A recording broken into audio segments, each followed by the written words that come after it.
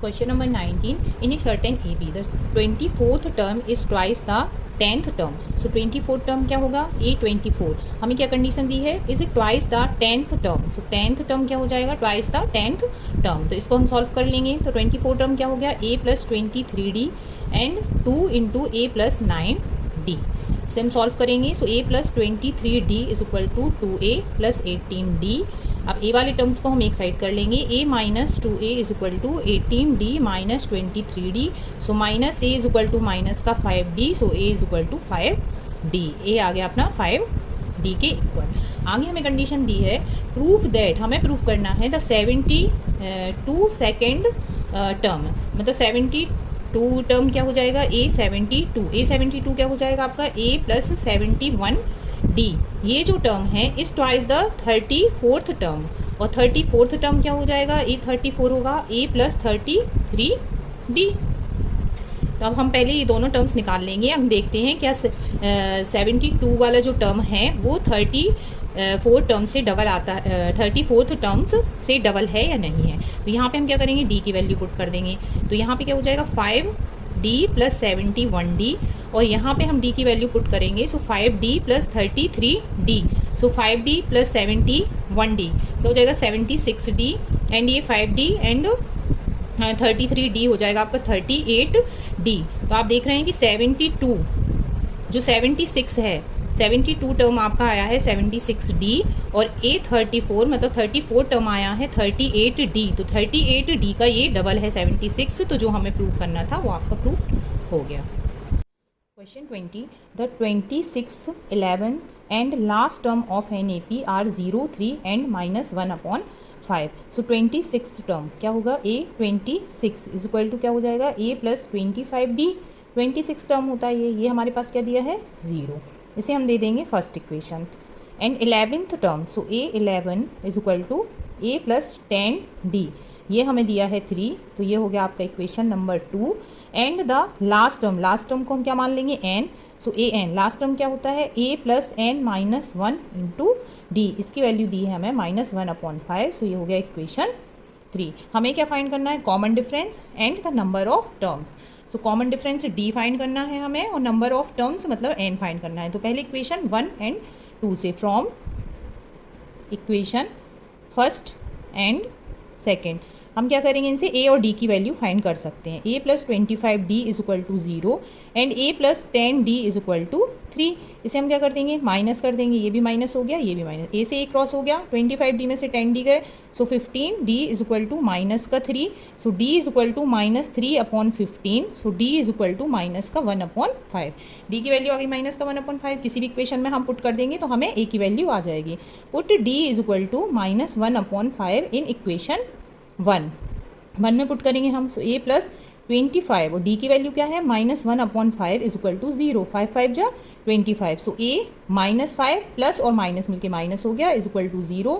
So a is equal to 5. तो a की value आ गई हमारे पास 5. हमें कॉमन डिफरेंस d फाइंड करना था. सो कॉमन डिफरेंस d तो हमारे पास आ गया. a की वैल्यू भी आ गई. a की वैल्यू हमने क्यों निकाली? क्योंकि हम इक्वेशन 3 में a और d की वैल्यू पुट करेंगे. सो हमारे पास क्या आ जाएगा? n आ जाएगा. सो इक्वेशन 3 आपके पास क्या है? a plus n minus 1 into D is equal to minus 1/5. So a की वैल्यू क्या है? 5 plus n minus 1 into D की वैल्यू क्या है? माइनस का 1/5 इज इक्वल टू माइनस का 1/5.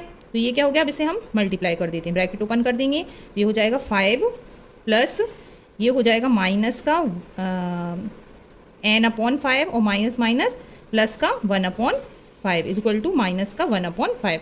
नंबर्स को हम इस तरफ कर लेंगे. सो माइनस का n/5 n वाला टर्म हम यहीं लिखेंगे इज इक्वल टू माइनस का 1/5 और ये वाला 5 इस तरफ जाएगा. सो माइनस का 5 और ये वाला 1/5 जाएगा. सो ये भी माइनस का 1/5. इन तीनों का कॉमन क्या आ जाएगा? नीचे 5 आ जाएगा. ऊपर क्या हो गया? माइनस का 1 माइनस 5 बन जा 5. सो 5 5 जा 25 और माइनस का 1.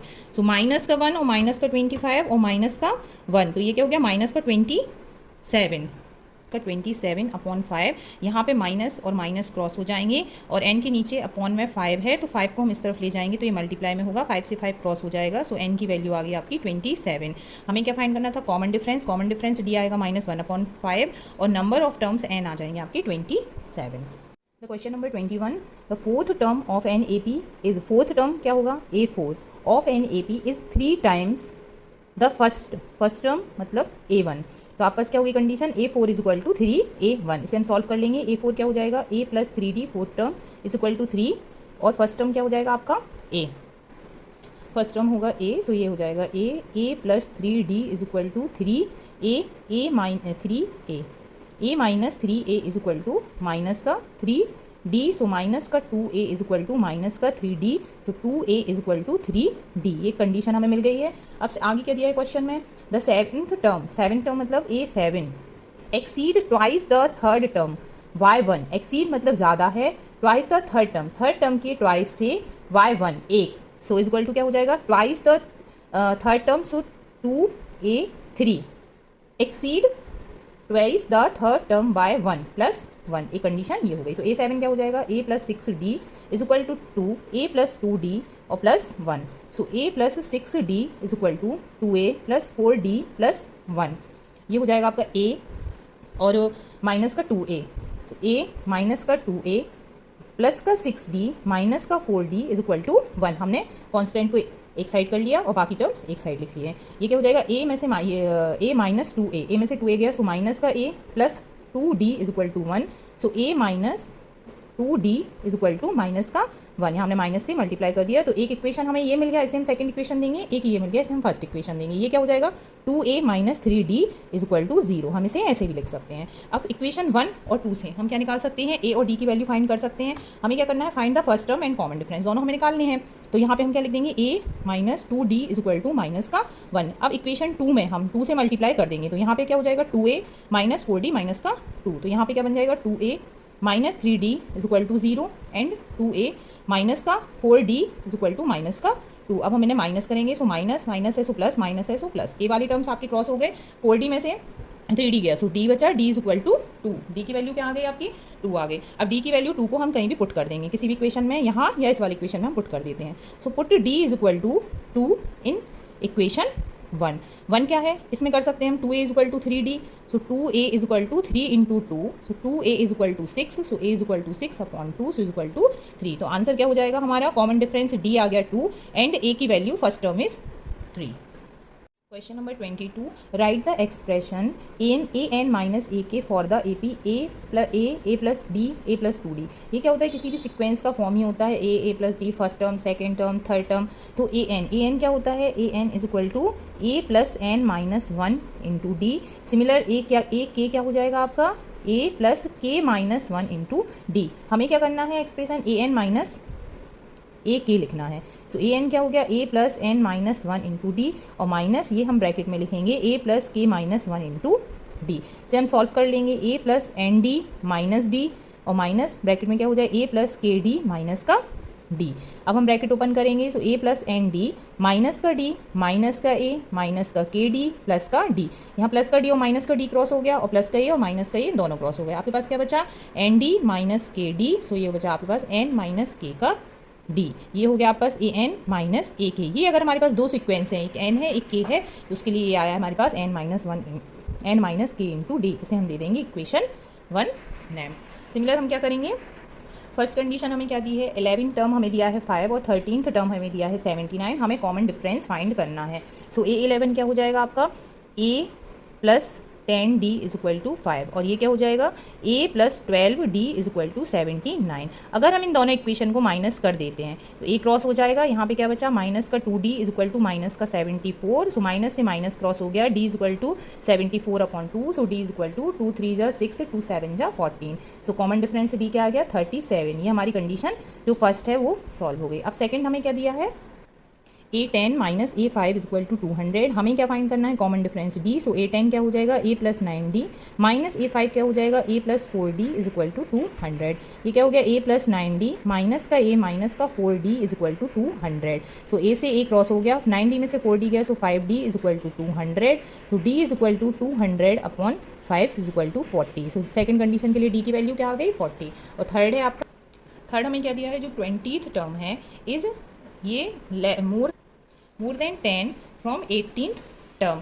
तो अब हमारे पास जो एक आपने निकाला था first A N minus A K is equal to N minus के इंटू डी, आप इससे भी आप डी की वैल्यू फाइंड कर सकते हैं, क्योंकि हमें 2 ए पीज़ यहाँ पे दी गई हैं। इस क्वेश्चन को भी हम ऐसे सॉल्व कर सकते थे। यहाँ पे हम ये वाला ही फॉर्मूला लगाएंगे, ए एन मतलब ये हो गया आपका A20 माइनस ए के क्या हो जाएगा A18 इज इक्वल टू यहाँ पे हो गया 10। तो ये देखो आपके पास ए एन माइनस ए के क्या हो जाएगा एन माइनस के इंटू डी। सो एन की वैल्यू यहाँ पे क्या है 20 minus 18 into D is equal to 10। So 20 minus 82 d is equal to 10।